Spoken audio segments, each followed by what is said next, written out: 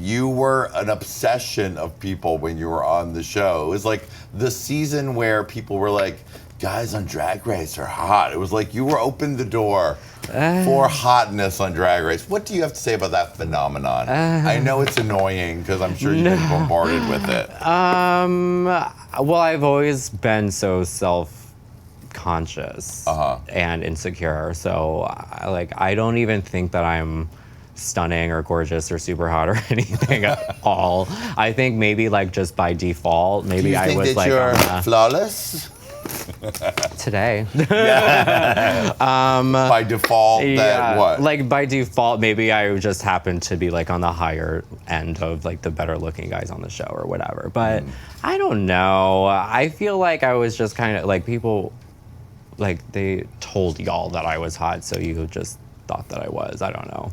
What did you feel like when that was going on when you're watching it back and the social media torrent of comments and affection and or whatever about you? It wasn't really affectionate. People don't realize how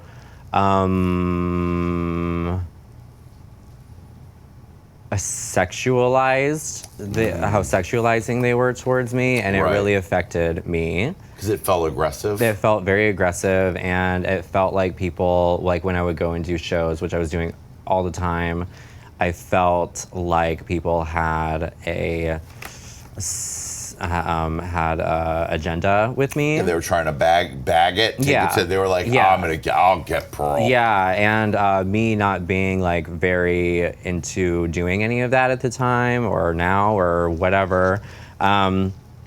It was a lot of figuring out a way to let literally every single person down and do it without bruising anyone's ego, which they would. And I would constantly just be snubbed by because I wasn't interested in every single person in the fucking meet and greet line. Right. So it really it fucked with me. And I'm do these people even like me for me or my art or my drag or my story or anything? Or do they really just want to get in my pants? Wow. And it felt unfair. And people go up to, Kimchi in a meet and greet line and have way different intentions than they do when they come up to me in a meet and greet line. Right. So it was I just got over it. Why does everybody have to do this to me? Why can't I just, why can't you just be excited to see me and talk to me for a minute and whatever and whatever. Appreciate my art. Yeah, so, people didn't realize that I was actually being, verbally sexually assaulted on a daily basis constantly. And, it kind of broke me, not gonna lie. That's kind hard. of broke my spirit, yeah. Because it's not the same as people being like, oh my God, you're so funny and whatever. They want you to be theirs or perform for them in some sexy way or get that encounter so they can talk about it or whatever. Yeah. So I was really worried for Cameron Michaels when he got on the show. I didn't want him to have to go through the same thing that I went through. Because everybody was obviously very obsessed with him and his muscles and his face and everything. But And did you reach out and say anything to him, girl? We chatted a little bit on Instagram about it, it's not like he was asking for my advice or anything, but I checked in on him, said, is everyone being nice to you and taking care of you and all that, and he seems like that everything is going really well. How did you deal with, what did you do when you said it kind of broke you? What's the next step? Exactly. Because how do you get out of that public perception, or where did you go? Emotionally, or how you figured out how to deal with it? You just kind of start to see in tunnel vision. You just get through the show. You don't see all the people staring at you. You just see the one person that you're focused on in the moment. And a lot of ignoring and just turning your cheek to it. Yeah, it's hard. I'm still trying to figure it out. That's not maybe people part are all over me anymore, but I'm sure they're all over you a little bit, bro. Well, I never leave my house, so. So maybe this is how we understand why you don't want to travel anymore. It's because things were getting aggressive. I think it has a lot to do with it, yeah. Yeah, okay. Yeah. Let's talk about the infamous RuPaul stare down. Okay. That's not a moment that's happened to a lot of people on the show. Yeah. So it's become very iconic. Obviously, we named the game after it. We named the game after it. But what was that moment like in real life? It was horrible. I mean, first of all, did you shit your pants? Did you pee your pants? Yeah. Did you? Take me back to what that moment was. I peed and pooped. You pee and peed there. Yeah. No, it was pretty bad. Because you were in a team challenge with somebody, right? We were in a team challenge with Max, and I had been read to filth by him and everyone the night before. During Trixie's elimination, and then... Was that when they said, wake up, Pearl? Yeah. That was the night before. Yeah, I think so, yeah.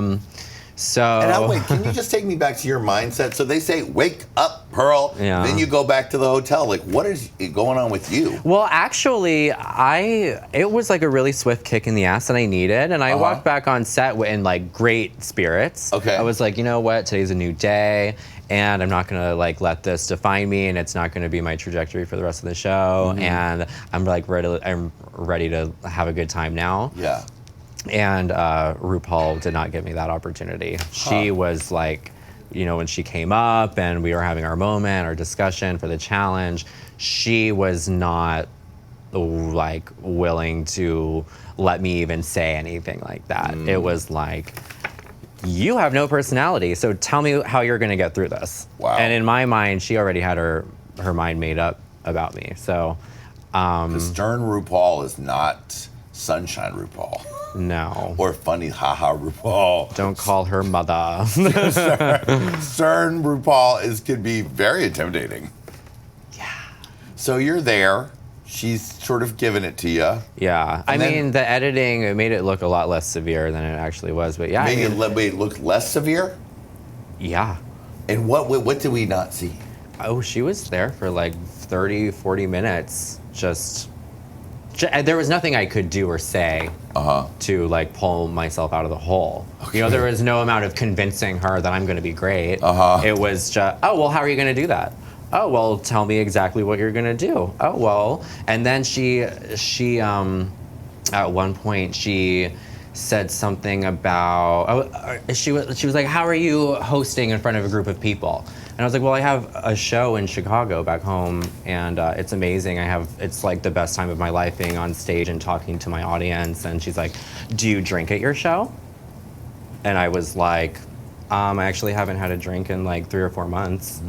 And yeah, it was just so awkward. She was going down and down and down. Yeah, just like one thing after the other. And I honestly, I got sick of it. I'm like, you don't do this to anybody else. Why are you singling me out? Like, usually if you don't like a girl, you just manipulate a way to kick her off the show. You know what I mean? We can edit her out very easily. So what is with this, like, attacking, this, like, aggressive behavior? It's not necessary, and I didn't feel like I deserved it.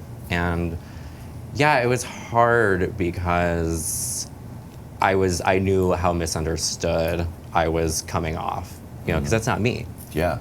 So you're someone who has a show, who loves to perform, who loves to do all sorts of stuff. Yeah. So when RuPaul is there staring at you, you're staring back. How does the line, do I have something on my face, come from your brain to your mouth? And how do you get the balls to say it? Well, listen, at the end of the day, like, I will love and respect anybody for their accomplishments and what they've done for the world or the community, their community or whatever. And then with that being said, at the end of the day, you go home and take a shit and wipe your ass just like everybody else does in the world. And you do not need to do that to someone who has idolized you since they were 2 years old. And I was simply over it. And she said goodbye, and I said goodbye, and she stood there and didn't move. And we sat there like that. And eventually I'm like, is there something on my face? Like, what are you doing? Literally, what are you doing? This is so weird. Yeah. And now after that, did you think you were going to leave the show? Or you just needed a break and they made it more dramatic? I wanted an explanation. So I went out for some answers, and the producers were like very apologetic. They're like, she's never been like this before. I don't know what it is about you that's like striking this in her, but we don't want you to go, like whatever, we'll talk to her, this and that and the other thing. And eventually I'm like, okay, well, Max is sitting out there not knowing what's going on. And, we're still rolling, so let's just fucking do this shit, man. Wow. Yeah. But you still made the top 3. And I won the challenge. Right. And I won the Maxi challenge. I'm like, what are these games? Did you, Who wins this game? Yeah. Yeah.